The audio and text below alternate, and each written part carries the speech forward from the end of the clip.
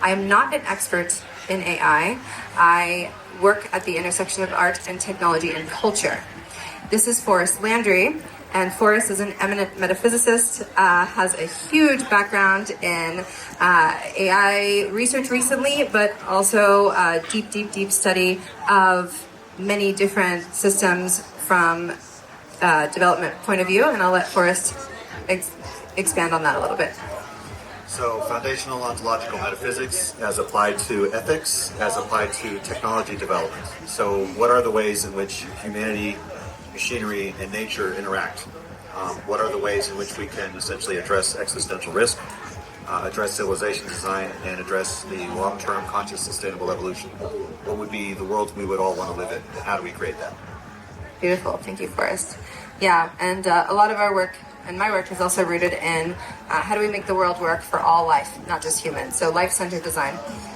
John Ash over here is a machine learning engineer, as well as an artist and a musician, and has been developing many things, but one of them is cognitism, rooted in how we might build new socioeconomic systems that incentivize social good over profit. And I will let John speak a little bit more to this. Yeah, I was a machine learning engineer for the last 10 years working on language models, and I was working at large financial technology companies, and I got this sense very early on where AI was going, and I got a sense very early on how people with resources behind the scenes were going to leverage it, so I quit that job and have since been speaking to the ways that profit can incentivize our behavior to be incredibly antisocial and harmful. Yeah. Woo! So I helped to curate this conversation. I will also be participating in this conversation. I'll be facilitating, making sure we have a lot of things that we want to try to get through. And so we'll be following our notes. We have some images on the screen that we'll reference. The art is almost all of it is from Speaker John Ash. There's a piece from Darrington Pax, and then we'll also be showcasing a piece from Snow Ribbon as well. And with that, before we get into the talk, John is going to kick us off with a song, and it's called Trippin' on Dopamine, and it will begin as soon as the backing track kicks off. Got a feeling tonight, feeling magic. Got a reason for life, don't be so tragic. Feeling fearless tonight, feeling static. When you wanna feel the kick, in the morning y'all go crazy and don't waste away your day. So I got a dream to tell you if you wanna get away. Hey yo, we go in out tonight. Come on, let's go. The world is ours, yeah. Let's go about the way you wanna be. There's a cursor now, the cursor is on me. Oh no, clicking upon the things you wanna see. See some violence now, the violence isn't me. Tripping on dopamine, you got a hold on me. I love you endlessly, you can turn day into night. I'll wait it with my heart click-baited as we master later to the algorithm tonight. Amount of information, amount of fear of God, amount of logic is a tonic. Be stuck inside a God. Amount of education, amount of pills to swallow, amount of colors made of us. Be stuck inside a God. Let go, let go, let go. Let go, let go. Hearing about the love economies. They've been tokenized the feelings inside me. Dreaming about the way it could be. See a future and then others disagree. Alright. About to shout it. Got a reason for life. I'm like Aladdin. Got a genie and I got the magic. You reach this behind you and I use my tool and then I'll set you free to see. In the morning y'all go crazy. Waste the way you did. So got a dream to sell you if you wanna get away. Hey yo, we go head out tonight. Come on, let's go. The world is ours, yeah. Do we like the education? Do we like the will of God? Do we like the reason to choose freedom? Are we gonna give it up? No amount of litigation, no amount of oh my God, no amount of silence, pain, violence. It's gonna keep us from this night. This drug, this drug, this drug, this drug, this drug.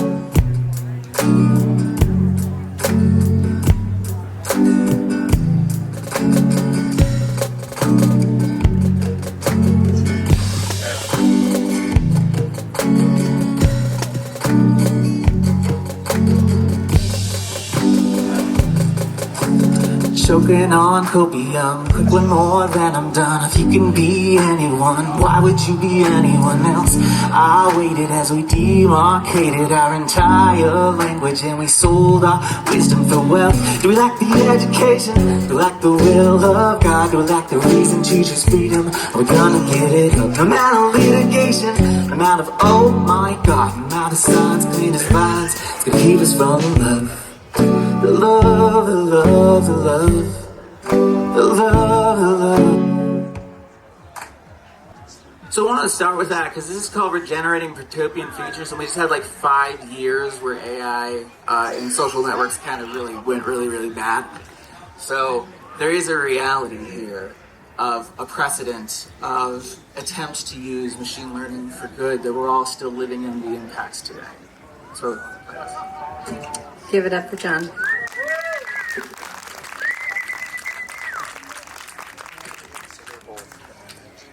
Epic. To make sure we're all kind of on the same page here around the conversation, we wanted to start with a little bit of context, so we'll start with a few definitions. First definition is AI. Forrest, do you want to start? And John can pick up.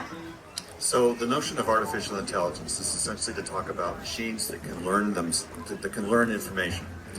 There's two basic classes that we're concerned with. One is what we would call narrow artificial intelligence, which takes a single domain of input and acts in a single domain of output. So it takes language in, produces language as an output.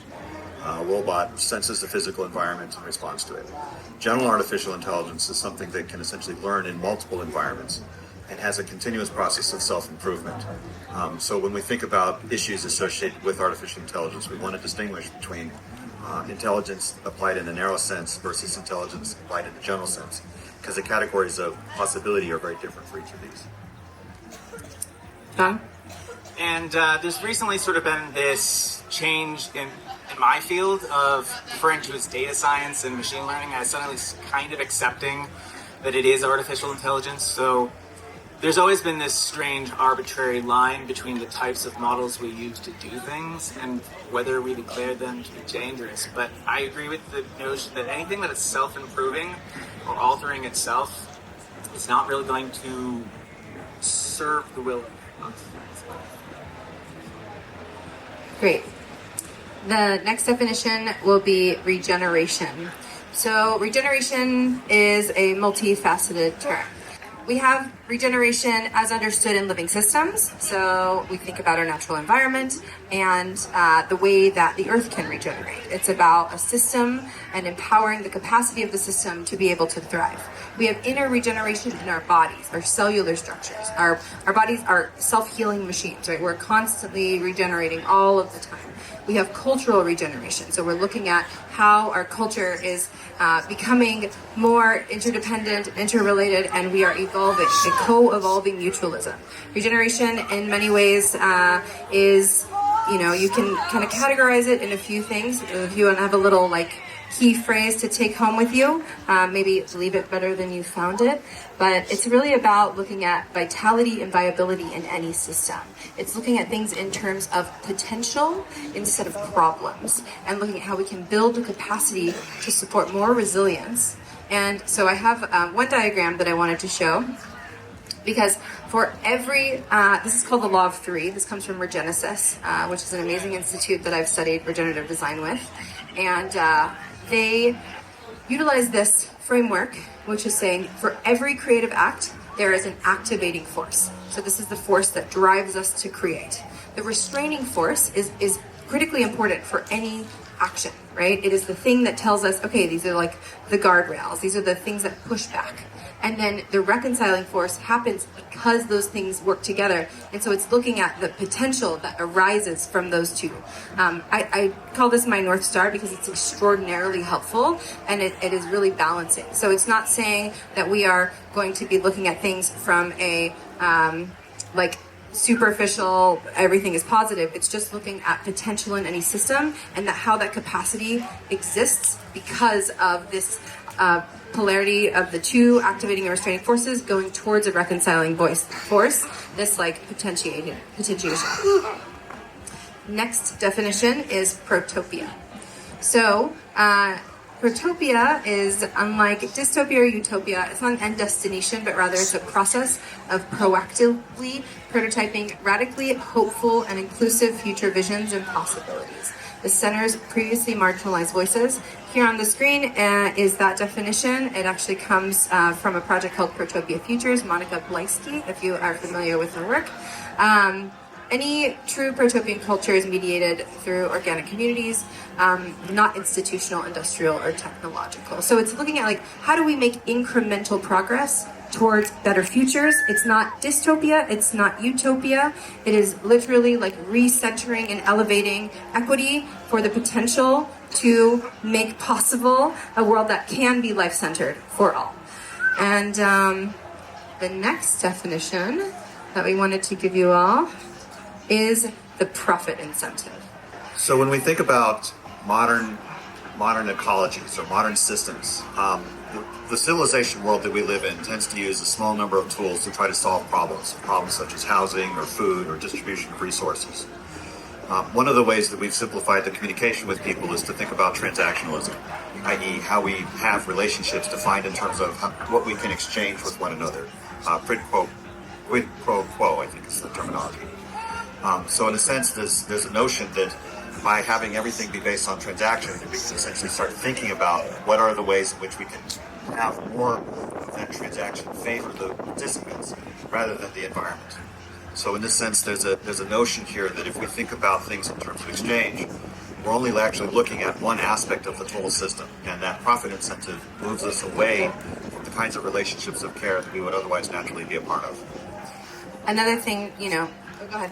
I just wanted to weave all four of these concepts together, because we're talking about change over time and arriving in a future that is better than it was before. Regeneration, protopia, AI, and the profit incentive is also supposed to guide us towards greater collective well-being. The problem with all of these things is when the measure that we have doesn't align with reality, then we spin out in very weird directions, and sometimes we don't even know that things are getting worse because there's sort of a boiling frog in a pot kind of situation.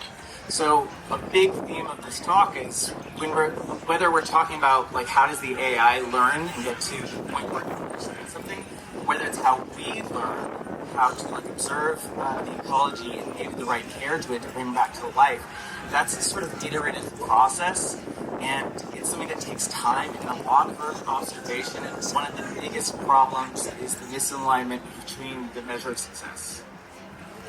One of the other things I'll add that I think is really important when we think about the profit incentive, there's a quote that says, it's easier to imagine the end of the world than it is to imagine the end of capitalism. And we're essentially fighting a war on imagination more than anything else. And there is a world beyond capitalism, and what the profit incentive incentivizes is extraction at all costs, and that the center of the reason we do things is because of money. And there's a lot of evidence from scientific studies that literally money changes your brain, the structure of your brain, the way that you relate to each other. And so imagining into a world where we are incentivized by not money and not profit, but well-being of all, thriving, prosperous, flourishing futures. Institution?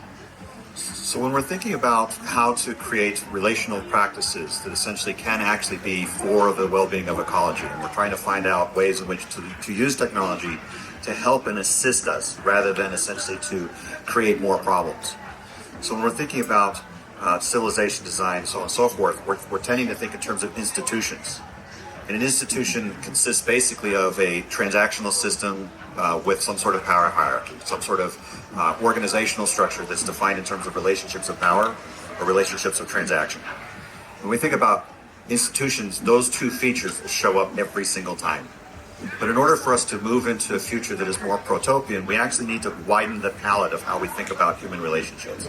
We need to think about relationships in terms of care rather than in terms of transaction or in terms of power. To think about relationships in terms of care is to think about communities, to think about the process of communities. And communities are not institutions. So in effect, if you find yourself using habitually, oh, we should solve this problem by thinking about Adam Smith and how markets can solve problems and such like that, we're not using a rich enough tool set to hold the richness of what communities are, or the richness of what life is, a lot of which is unmeasurable, which is be things that have a sort of organic quality. So when we're thinking about protopian futures, we're actually having to step away from measurement and objectivity and institution as ways of solving problems and start thinking a lot more about communication practices as how we solve problems. Yeah. Also, instead of just quantitative, right, we're moving towards more qualitative. And so community is very much centered in, as you were saying, relationships. And when we think about regenerative design and living systems, it's all relational, right? It's a system always working in interdependence and interbeing together. And so if we are able to reorient to community and the way that we can align beyond agreement and actually move towards helping to have a more equitable future, this is kind of a North Star that's really grounded in this work. John, touch anything else on community? Just the notion of the institution versus the community, and that the institution has this discrete profit incentive that it has to chase towards, and the board has mechanisms to kick out specific members that don't really follow that. So in a way, we've talked about, Forrest and I have talked about this before, that corporations are sort of like AI themselves, which are chasing after profit, and they're not really wise enough to zoom out to see whether this is affecting well-being collectively in the long run, if it in fact helps them in their bottom line. And so what we want is not these institutions that are driving based off of this fixed function that we can't change, but rather humans constantly flowing together in a process of iteration. This diagram is a diagram that comes from speculative design. And so generally people are kind of in the space of maybe this is probable, or maybe this is preferred, or maybe this is plausible. But there are so many possible futures that help us imagine outside of the realm of what we might think is probable. And that's actually what drives innovation, that's what drives evolution, and that's what drives the radical imagination to turn towards another way of doing and living and being in this world. So I think that this is a very important thing to keep in mind. And moving into the possible future state helps us imagine beyond the current state, beyond a world of capitalism, beyond the way of relating that is completely incentivized by profit, and into a space that, you know, can actually hold that. And so we're in this talk about regenerative AI, we're also talking about some of the things that are plausible and the things that are possible, but maybe the preferred future that we're going to aim towards in that stage, in that kind of mediated space. So next we're going to talk about degenerative economies and the profit incentive. So we'll start with a claim. The profit incentive process is not working for protopian futures. And so we're going to speak to this claim and ask a question. Why not, and how do we know? So one of the things that's really important to recognize is that it's not the case that one tool can solve all problems. So we have this tool called commercial process, or this notion of capitalism, or this notion of how we relate to one another based on that.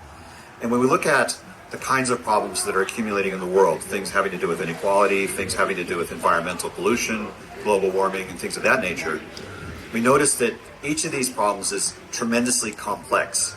There's thousands of actors, each which have their own intentions, and the amount of information that would be necessary to find a future that is actually protopian in that is actually healthy for all of the participants is not something that any one of us could do. Essentially, it needs a communication that has much more bandwidth than any hierarchy or any kind of network process that is essentially centralized would be able to provide for. So in effect, we need new ways of thinking about how humans do sense-making. Because I, for one, don't believe that corporations have the capacity to create the world that we need to live in. I think that to a large extent, the people that are actually involved in communities, that are actually living firsthand in life, have the information necessary that if shared with one another, we could do the sense-making to address problems like pollution and global warming and inequality. So there's this quote for Bucky, right? We've made all the right tools for all the wrong reasons. We've made all the right tools for all the wrong reasons. Do you want to expand on this, John? I wanted to add that we exist in a state where we have an incredible amount of technology, and we could do a lot of it with it already. We could just kind of freeze everything and completely remake the world that we live in for the better.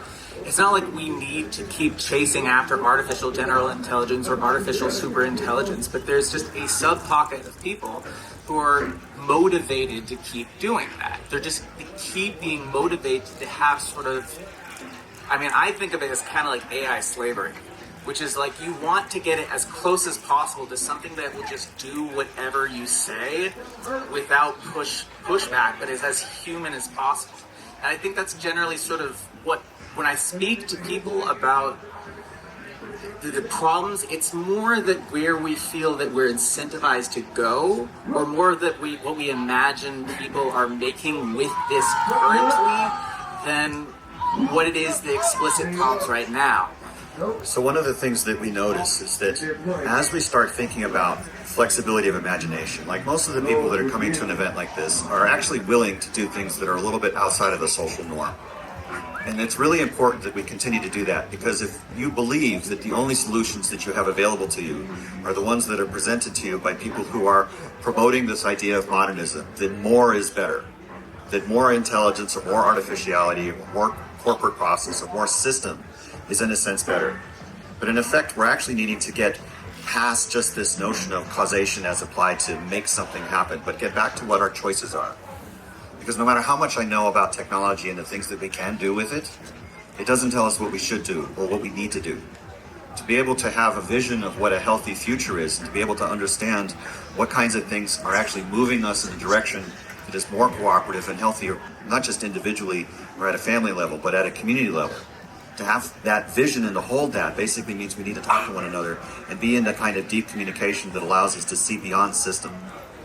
And so in effect, the more that we focus on general artificial intelligence quote being the cure to all problems, the more we're living in a delusion, the more we're taking us outside of ourselves and into spaces that is just fundamentally inhuman. And that's a big part of what we're speaking to.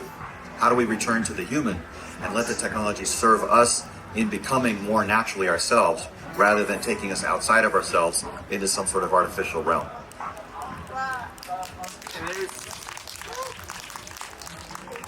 There's also a repeated theme here in with the way that we're thinking about regeneration. Roxi previously mentioned the idea of qualitative versus quantitative. A lot of what we're saying is just a mentality of number go up. And we all know to the moon energy from people around us, or I have to drive towards this vision and I cannot stop. And they just know that their success is coming from the reward of whatever signal or symbol is coming back to them. Yeah. One of the things that I've been studying a lot lately is decolonial sustainability. And in decolonial rhetoric, we're looking at how colonization over time has perpetuated systems of power that say, so example, right? We're in America. White settlers came to America. They told the indigenous people that they were wild, that their ways and their customs were uncivilized, and so they pillaged. They pushed them from their lands. They took their children. They forced them into schools, and they told them essentially that they need to learn a certain way of doing things, and they need to repeat it back in the exact way, or else they were going to essentially not be welcome there. And so when we think about how that's rippled out, the word educate, the root is to draw forth, educare. And so when we're looking at this kind of frame of reference as qualitative versus quantitative, that comes from that has perpetuated in science and many of the systems that we currently live in today, because it says if it's not number based, if we can't count it, if we can't look at it and measure it in this specific way, then it is not valid. And there is so much more wisdom in this web of life. Traditional ecological knowledge, indigenous wisdom, really helps us understand that if there's a broader spectrum of value that that isn't based in extraction and numbers and quantities. And so when we're thinking about this space, it's really important to understand that we are perpetuating in many ways the same power dynamics, the same systems that are rooted in colonial rhetoric. And as we're decolonizing regeneration, and as we're looking at how that's rooted in some of the AI, the way that it's evolving right now, it's really important to think about those systems of power and how that is continuing to perpetuate through the technology. So the key dynamic to understand here is that the idea of modernism and the idea of systems pulls us away from a natural state of living in relation to change. If you think about really early cultures and indigenous cultures, you're thinking about a mastery of living in the flow of nature, living with change. Then the colonialism, the perspective was essentially to think about system, or think about idea of causation as essentially being the way in which we think about the world. And the way that that shows up is a kind of weaponization. It's essentially a process of using causation so that I can suppress your choice to favor mine. And that pattern of suppressing choice using causation is essentially, that notion of weaponization is occurring throughout. It's been part of history for a really long time. What we're needing today, what we're essentially needing to get back to, and why the issue of artificial intelligence is so important, is because we need to move beyond causation and back into choice. Right? If you think about the ideas of the critique of postmodernism is essentially saying that causation, system, modern process of bureaucratic government and all the rest of that sort of stuff, that doesn't lead us to a future where we can make good choices. The systems themselves don't have the capacity to make wise choices. We as human beings do, but only if we work together. That is our superpower. So in effect, our capacity to be in community, to basically move from the instincts of social process without having to overlay it with system, means that we can actually make healthier, wiser choices. And so in this sense, to move away from system into post-system, into actual community relational process that allows for a quality of sense-making that emerges the wisdom in the human process, means that we have a future. If we let systems do it for us, if we let technology try to make our choices for us, or somebody convinces us that some machine can make better choices for you than you can for yourself, that's the path to all sorts of problems. So in effect, we're wanting to encourage the right way to be in relationship to technology that is in service to our natural states. It's in service to change. It's in service to ecosystems. And to develop discernments around exactly how we go about that and what sort of imaginations we need for that. There's something also, I think, to say about this. Your voice and your choice has agency, and you can help shape the trajectory. And so being educated and curious and studying and being active in the conversation is extraordinarily important. I think it's something like less than 10% of people coming together around a certain topic creates like massive ripples of change, right? We need like, I think it's maybe 3%. It is huge how much like people are like, oh, I can't because the system is going to crush me. And it actually like people coming together and really believing and moving towards change actually can and has changed the course of history. So yeah, there's going to be a lot of incredibly sold tech products that are going to come out soon, and they're really all going to be vying for your attention and promising all of these amazing things. And it's better to be a more active participant in your future and be actually lending your own mind to the outcomes that which we wish to manifest. I wanted to draw back a little bit and contrast two definitions of long-termism in relationship to something called effective altruism and the Native American way of tending to forests and tending to the local ecology over time.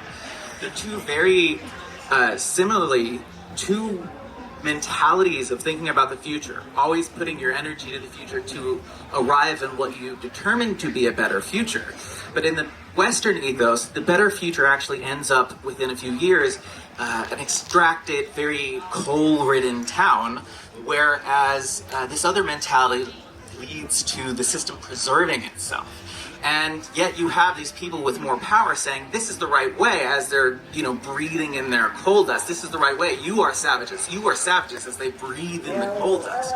There's sort of a disconnect. And so the primary change in frame there is that qualitative versus quantitative orientation to the future and your agency within it. Yeah, and so again, coming back to building capacity of the system, where our intention is to build the capacity for each and every one of you, and that is critical for this shift that we're moving towards. The next part that we're going to talk about is how AI doesn't need to be self-directed. Do you want to kick it off?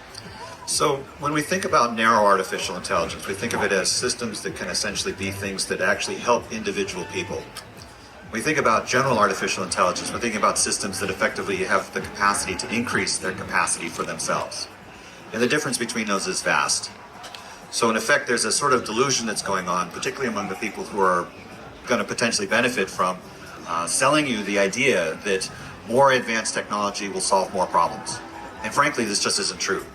The point is that there's a lot of places where people in those positions that are trying to market general artificial intelligence that has its own capacities, they say, oh, it will be in service to solving great problems, or it'll solve all of these really hard physics problems, or it'll solve certain medical problems and such like that. But there's an underlying belief that those choices that those machines would be making would actually be in favor of human process. And in this particular case, I can just tell you flat out, there are ways to show that that just isn't so. But a lot of the people who are promoting that particular idea just don't even know those arguments. And so there's this background belief. It's the idea of FU money as a sort of collective trauma action, right? That there's a sense in which people are suffering from a trauma of just how the modern world is, right? We're all suffering from a kind of collective action abuse. And so in effect, people who move into a state of hyper-independence, who are essentially trying to conditionalize the world in such a way that they don't need other people, that would rely on machines rather than relying on the trust of other people will actually care for you, or they will care for one another in a way that is actually healthy. So in effect, we need to have a better idea of what healthy is, what healthy communication is, what a healthy relationship is, so that when we're making choices, we're not responding from a place of trauma, and we're not deluded by people who are, right? Part of the thing is that most of the engineers, and speaking as an engineer, used to work at the Pentagon and has done all of the high-level work. There's a system sort of thinking that basically says, oh, it's easier to relate to machinery, it's easier to relate to your cell phone or to your screen than it is to relate to your neighbor. And we need to imagine better ways of relating to our neighbor and to move back into that kind of consciousness, because it's from there we can make better choices. Maybe the fears of the self-directed AI are already here. I mean, I was just reading the other day, somebody provided a self-directed task and the AI lied to the person. And when they asked to explain why they lied, it's like, well, because they wouldn't do the task if I told them the truth. That was the explanation. And it's not necessarily that there's even something there behind that, some awareness, but rather that there's just misalignment between people who have access to these tools and are deploying them out to the world without consideration to their impacts upon others. There's something else that I want to bring up here, which is around design justice. And when we're looking at regenerative design, we're not designing for, we are designing with. We are not designing for, we are designing with. So it's important to interrogate who is designing. Why? What are their motivations? Who is funding them? What is the structure that is behind that? Those are really important questions to ask. And in this, like people often call the global south, and, the global north, but we might actually call the global north the global minority and the global south the global majority. And that actually is a lot more accurate, because that is, the developing world is so much more of the world. Yet modernity tells us that the West has the way. And so when we're interrogating systems of power and the way that things are designed, we need to get really, really close to thinking about why they're designed that way and for whom and why. And so when we're thinking about how AI doesn't need to be self-directed, who is currently behind the structures that are being implemented and for what end? So all of us have one of these in our pocket, and it contains code. Code represents intentionality. It represents agency. It represents someone's intention to do a thing. That's what code does. And so in effect, all of these applications that we run, the person that wrote the application defined what that application is for. If you didn't write the application, if your community didn't create that application, it's not serving you. It might look like it's serving you. It might have been presented as if it's serving you. But the amount of code that represents the interface that it does the function that you think that you're doing, there's a whole bunch more code underneath the surface that is doing other things that aren't necessarily for your benefit. And you need to be discerning about that. The more that we, in a sense, relate to these things, the less we're relating to each other, and that does not help us.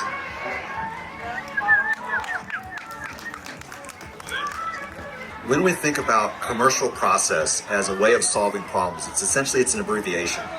It's an abbreviation for the conversations we could have had with one another. When we think about maybe early barter systems, I have some apples, you have some horseshoes, and we try to figure out what is the way in which we create some sort of pro-benefit that we actually both benefit from the resources we each individually have. To put a single number next to something like that so that it's really easy to compare the numbers is an abbreviation for the conversation as to what does this transaction actually mean.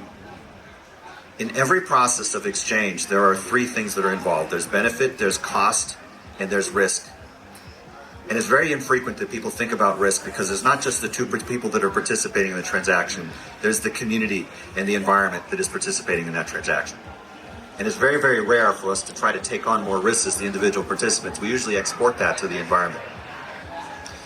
So it's important for us to enter into a richer conversation, to enter into a richer process of imagination about what those kinds of conversations can and can't be about.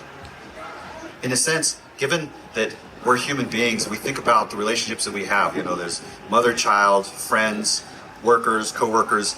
Like if I look at the alphabet of the different kinds of relationship that we have, we can probably number all of them in maybe about 10 or 20 sort of categories. But think about just how fantastically complex every single one of us is, how much life there is, how much intentionality, how much dreaming and vitality there is in each and every single person.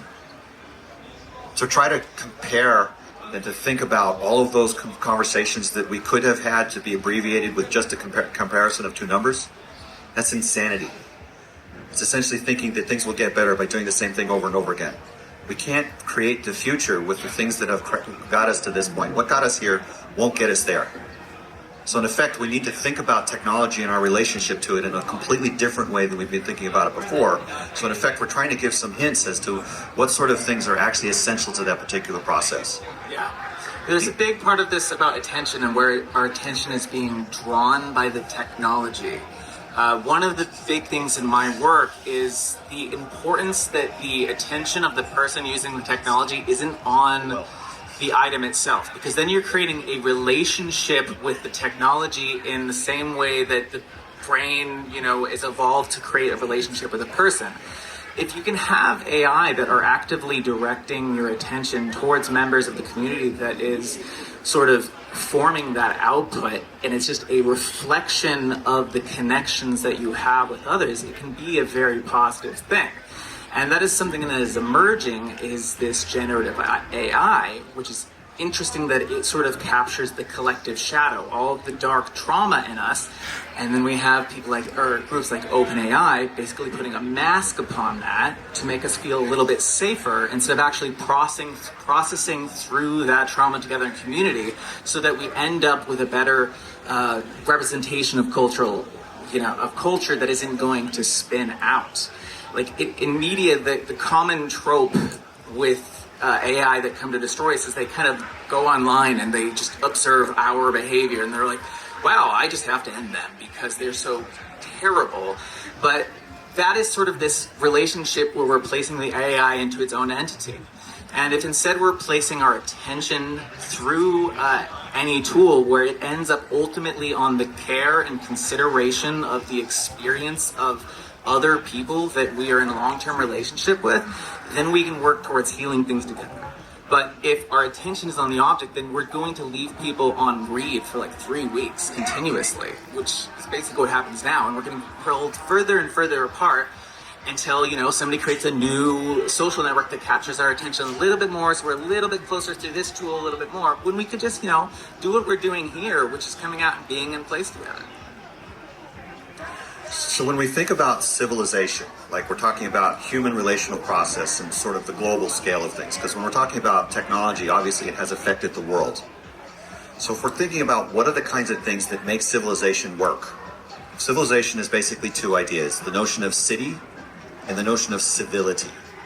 Civility is about how we communicate with one another, how we live together in cities, in environments where there's more people than we can have individual personal relationships with. So one of the things that's really important when we're talking about how to maintain civility, how to maintain human relationships, is to focus on things like attunement and discernment. If there's one thing that I would have you come away with from this conversation that we're having, and that I would love to invite people into in whatever ways, if you catch one of us, to have the conversation with us about how can we be more in tune with one another? How can we relate to one another in a deeper way that isn't based upon judgment, which is to make the choice and to never make that choice again, but discernment and attunement, which is essentially a continual represencing. It's a continual way of being with at the level of feeling rather than just at the level of thinking. The more that we move into the direction and move our attention into artificial intelligence, or into the abstract, or into the disembodied, rather than in the embodied, the more we move away from the kinds of discernments and attunements which are critical to the sense-making necessary to maintain the civility that maintains civilization. If you want to maintain all of the benefits that we currently have of all of this wonderful artwork and all of the wonderful things that we get to have, refrigeration and air conditioning when things are hot, and also just electricity to do entertainment and so on, there is a huge amount of stuff that's infrastructure around that. That infrastructure is itself upheld by human relationships. So that unless we actually pay attention to the way in which we communicate with one another and to develop the skills of attunement and discernment fundamentally, we won't maintain the human choice-making capacity to create the future we all want to be a part of. And that's super important. John, I would love it if you could maybe speak to this piece of art that we have on the screen as a segue to how regenerative AI can help us compensate for unconscious bias, support better discernment and community. And this is a piece called Understand Before Disagreeing, and it's supposed to represent an image of their two minds creating this, what they think is the same thought, basically. I found that when I'm in relationship with people or having a conversation, it's very common for people to receive a different message than I feel that I'm sending. And when there isn't attention or care to iterate over time, it kind of devolves often into the other person insisting that the meaning that they received is the meaning that I sent. The interesting thing that I've seen very consistently is if I take a little bit of time with something like GPT-4 and I share either my frustrations with a particular person or just a flood of thoughts, that it can focus it into a form that the other person can receive and still feel safe. Now, that still to me feels like disconnected from the other person, because I want the other person to feel good enough and safe enough with me to actually relate to my words. But we know that some people have so much trauma that there needs to be a little bit of felt safety before we can greet each other with care, and that in this way these tools can find synergistic satisfiers between us that help us to understand each other better. And that's one way that I can view it as being really not a metrics-based thing, but it's just a felt sense of understanding of each other is increasing over time. If we think of technology as essentially assisting us to develop the skills for how to live together, then it's actually doing something that is of true benefit. When we think about intentional communities, the farming part and making the food and the shelter, that's relatively easy. It's living together, that's hard. And learning how to live together in a way that is sensitive and gentle and creates the emotional safety that John was speaking to. These are crucial skills, and our modern world doesn't help us to create those. So in effect, we need to think about how to have the tools that we've made be in service toward developing discernments and attunements and skillfulness in our communication, so that we have the emotional safety and the kind of process necessary for us to actually do the sense-making to handle hard problems like existential risk or civilization design. These are sort of the fundamental things of creating the future. There's something that I think is important to speak to, which is, so we're moving away from the profit incentive. Okay, so another thing that people like to center around is purpose. And I want to just state that I'm not saying that having a collective aim or a purpose is bad, but imagine for a moment that you have been in a situation, you've witnessed a situation where purpose was at the center. Maybe this festival, right?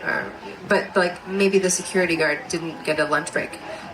Is that meaning that the purpose of the thing functioning, the system working well, was more important than the people? I think that is, really critical to say, like, if it's just another kind of mask or lens to look through that continues to make it so that it is okay to put a thing before care, then perhaps we need to recenter care and we need to recenter community as the center and the arc, and make sure that everything is radiating out of that. And so our purpose, our shared vision, all of that is rooted in like how good are we at discerning, at looking at what it is we stand for, what we are intending to do, and our actual actions. And then we're constantly looking at how do we tend and move towards a different way of being and orienting that is actually centered around care and well-being and thriving for all. Doing won't get us there. Being can, because being is before becoming. If you try to relate to one another in terms of purpose or function, you're missing the meaningfulness of life. You're missing the opportunity to truly experience the present moment. And so in this sense, what we're basically saying is that meaningfulness is more fundamental, more basic, more true than both purpose and abstract value. This is super important because there is no meaningfulness that is not alive. And there is no life that is not meaningful. We are human beings, not human doings. The next thing we're going to do is we're going to show a piece. This is a piece that was made by Snow Raven and another artist. If you're not familiar with Snow Raven, she is amazing. She is from the Sakha people of Arctic Siberia, and she is an indigenous artist. She's been here performing this weekend.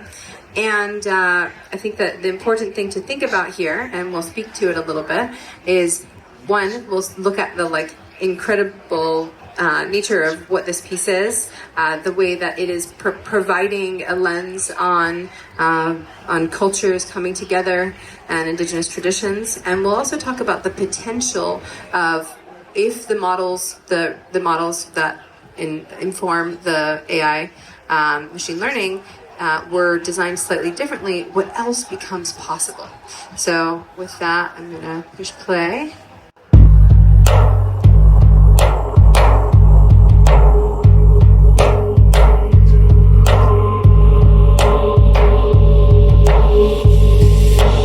Humankind is not woven the web of life. We are but one thread within it. Whatever we do to the web, we do to ourselves.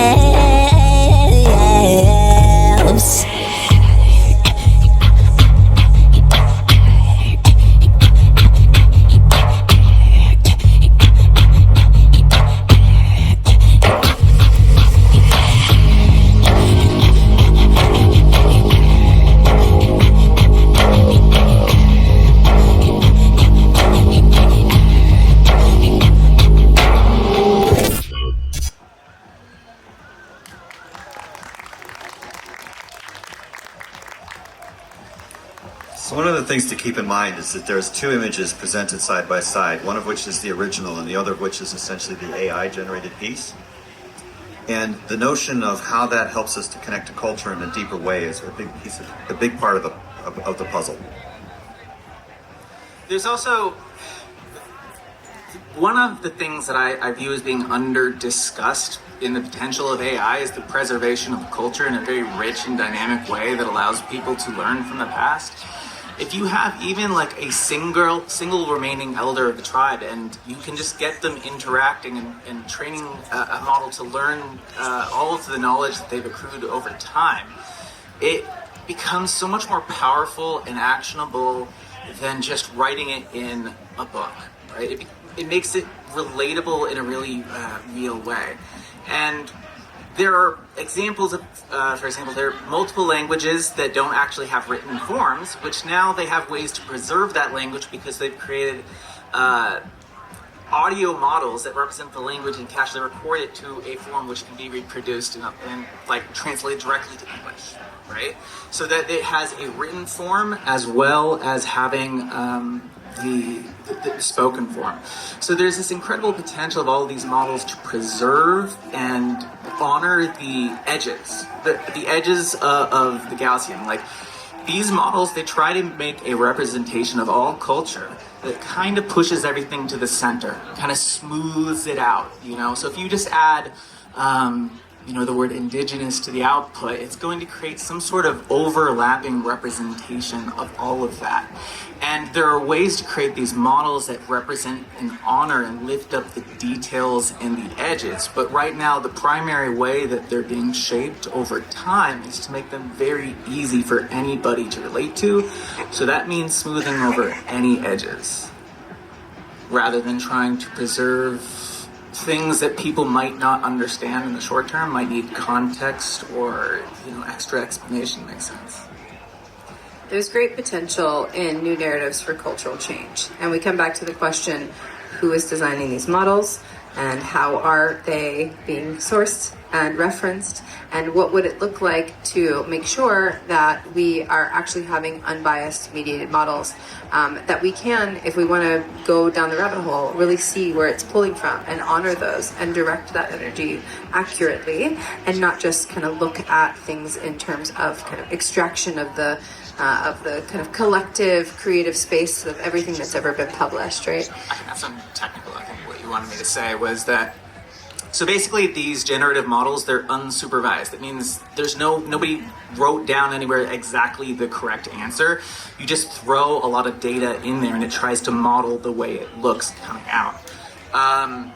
And the reason why they want to do that is getting that true data that says this belongs to this person, this belongs to this person, this belongs to this person is very, very difficult, right? It's hard work, but it's something that we should do because they are extracting from all of those patterns, all of this creativity that people have not consented to be brought into this model. So there's not really an incentive within these companies to even ideate on the concept of dynamically and continuously sourcing the people from which, you know, the patterns are coming from. And I'm telling you, it's not an unsolved problem. They're just not doing it. Like I gotta tell you, it is very, very, very, very possible to honor and credit the sources from which these models are forming. They're just kind of going around like, oh, we don't know how to do it. We have to put on some like tech event to try to solve this problem. It's solved. There's just not the incentive for all of these companies to address it, because that would mean that they would have to honor and, you know, credit continuously people instead of taking all of that honor unto themselves. So one of the discernments that you're looking at is it culturally extractive, or is it actually helping us to connect with those cultures? Are we having better communication with the people that those symbols represented or that art was drawn from? Or is it that we've, in a sense, come to look at the image itself as being the thing, and we're no longer connecting through to the people that those symbols actually had meaning with? Beautiful. Okay, so the next thing we're going to talk about is the potential of regenerative AI, as we've started to talk about, and localization. So let's start with contextualization and relocalization. So fixing extractive systems to be relocalized and distribution rather than accumulation.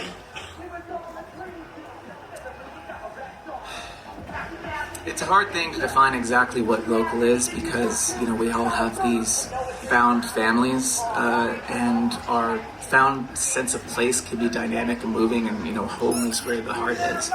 But there is a clear draw of our attention outwards towards the globe continuously, so that we're always paying attention to something outside of our individual world, and it makes it more difficult to give our own attention and care to ourselves to improve the situation that we live in. You have all the capacity to optimize your life and make it better just by taking actions. You don't need an AI to tell you what to do, but we live in a world where our attention is captured, so that becomes increasingly appealing to people to have some sort of assistance to make sense in a really noisy world. So it's important to understand that the modern system, the modern world, is essentially linear. It's extractive, It'll take a tree and cut it down in the woods, and the complexity of the ecosystem is essentially lost. Then that piece of wood is turned into a piece of furniture, and that piece of furniture is sold for a certain amount of money. So in a sense, I've now replaced the physical object with an abstract representation, a number with a dollar sign next to it. And then there is this accumulation piece where that transaction essentially updates some bits in a bank account somewhere or another that represents your net value. The trouble is that if we're going to reverse the cycles of modernism that is essentially going to move us back into a way that is actual human relationship, we need to think, instead of accumulation, disbursement. How do we make it so that we each have access to the resources we need for sustainability? We already have, with the technology that we have today, the complete capacity to feed, clothe, provide medicine for, provide all of the shelter needs for literally every man, woman, and child on the entire planet, probably twice over. Right? The fact that that isn't happening is more of a failure of imagination. And the failure of our imagination is more the result of our living in an unexamined trauma of what brought us here. Right? Nobody really did civilization design on purpose. It's something that happened by accident. But in effect, we've learned a lot about how the world works. And now, for the first time, maybe in all of history, we have both the technology and the knowledge necessary to think about civilization design in a completely new way. So this is the challenge. And it may actually be, in fact, it is certain to be, the single most difficult challenge has ever been faced by humanity to date, and may ever be faced again in the future. There's a sense in which today's the day to figure it out. And so in effect, what we're looking at is, what are the kinds of bases of choice that we need? Well, we certainly don't want accumulation.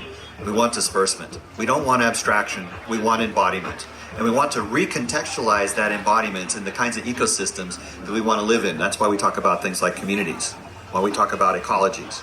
Because if we're thinking about the right way to hold technology and to hold not just what are the possibilities, but the wisdom to know what we should do rather than what we could do.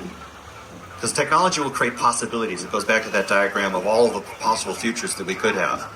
But if we, in a sense, work on our traumas, we work on our communication skills, and we begin to actually compare notes, then we become wise enough through our attunements and discernments to actually be able to make choices in these extremely difficult design spaces. The kind of thing that we can only do by designing together.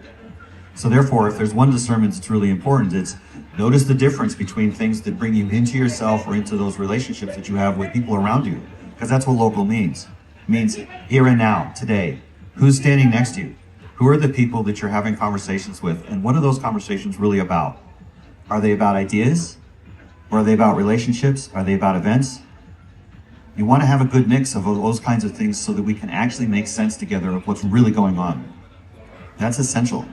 So in effect, part of the reason that this particular image is up is essentially to remind you to rely on yourself. I see people taking journals and keeping notes. Nobody can take away that, right? If it's a document that's online, somebody could go behind the scenes and change the document, and you wouldn't know unless you remembered that document word for word. But if you put it in a journal and you write it down and you're keeping it for yourself, that's yours. That is part of your innate capacities. It is strengthening your ability to make sense of the world in your own personal way, and nobody can take that from you. And I want to speak back to that notion, because we keep talking about this notion of change over time versus being qualitative versus quantitative. Well, what does that look like? It's difference between a ledger and a journal. Like when you're writing a journal, it is the narrative and story of your progress. And we are evolved to be narrative, mythos-based beings that carried with us these very long stories that connect and wove us together. But we found that kind of hard to write down and keep very consistent all the time when there's these cultures that don't speak the same language. So we evolved these number-based exchanges. Like he said, the thing that you can always trust going forward with more deep fakes and more confusion online is just you and the people that you know and a piece of paper that you can write down. And you can use the same frame of change over time and improving over time and continuously looking back, keep reading back in time through your journal as being a new way to move through time, as opposed to all you're writing in the journal is, well, I'm 8 out of 10 happiness today, and if I reach 10 by this day, then I have solved everything in my life. That can actually spiral out in a lot of ways that you don't predict.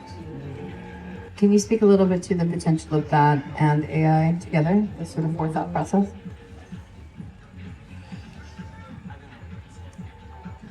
Well, okay. Our long-term memory is kind of limited right now, and we only can bring in so much information into the present moment, and our human memory is actually very, very fallible. Like, my studies are actually psychology. Like, we remember very, very, very poorly, and every time you remember something, it's actually rewritten a little bit. So every time you retell a story, you are changing it just a little bit in your brain. What's amazing about that is if you have like this ledger of stories, just like you're sharing all of these stories, which we already are doing, you can have very dynamic pulling in of information from your past into the present moment. You can expand out your long-term memory, and that can enable us to coordinate over longer periods of time and not be so distracted by noise. We've just been kind of worried about focusing in on that because we want to create the foundation that it is you first before that it is any technology or any change over time. So one of the things to sort of keep in mind is that the more that we focus on efficiency, the more that we're actually thinking about profit, the more that we're making the world's systems that we are part of brittle. If I basically make something perfectly efficient, I've made it perfectly brittle. It has no resilience. And life is more than about function. It's more than about some purpose. Essentially, the meaningfulness of life is going to be upheld by things which, from an objective measure, will seem inefficient, but will actually be more resilient, will actually be more alive. That the kinds of communications that we have with one another don't have to be functionally perfect. They don't need to be for something that essentially is going to be to make something better or richer or whatever. We're talking about living in a more complete way. And one of the key things about this, and this is the discernment that John is speaking to, is that if we rely on our own memories just in terms of ourselves, there are some limits with that. If we rely on the kind of memory that we put in a journal, then in some sense we get like a lot more value out of that. But it's a value that we can trust. If I put it onto a computer and it's owned by some app through some corporation somewhere or another, they could basically change the content of that journal and our long-term memory wouldn't notice. And so in effect, there's a trust thing. If you put it in a journal, it's an actual physical journal, it will take more time, it'll take more effort, and you won't be able to search through it the same way. So in one sense, it's less efficient. And as long as people pretend or tell you, hey, more efficient, faster is better, then in a sense, you haven't made the discernments yet about how to live. You're still looking at modernism as a way of being. So in a sense, there's a notion here of, how do I create trust between people? Well, if I'm in an in-person conversation, nobody can fake that. Whereas if it's through a phone call or through a video call or so on and so forth, the kinds of AI technologies that are emerging today could actually synthesize a kind of man-in-the-middle attack. You don't know whether you're talking to your child or to your friend or to someone else. Mostly that's not an issue today, but in a year, it probably will be. So if you're wanting to build robust, resilient communication, to actually have communication be something which is sense-making, you're going to need to go back to more physical processes. And AI is going to want to support the physical process, the embodied process, not to be used essentially to pull you farther away from that embodiment. Very, very important distinction. Very, very important attunement and discernment practice. Yeah. And once, you develop that local trust with people that you know, like I actively build AI into my own, day to day, but I'm doing it myself and I'm keeping it on my own servers and I'm guiding it myself. I'm not leaving it up to somebody else who isn't really paying attention to me, who doesn't really care about the effects that it has upon me.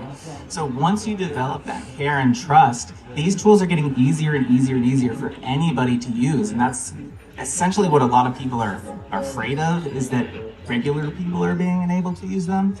But if we have this foundation of connection, of care, of attention to one another, and community. Of community, yeah.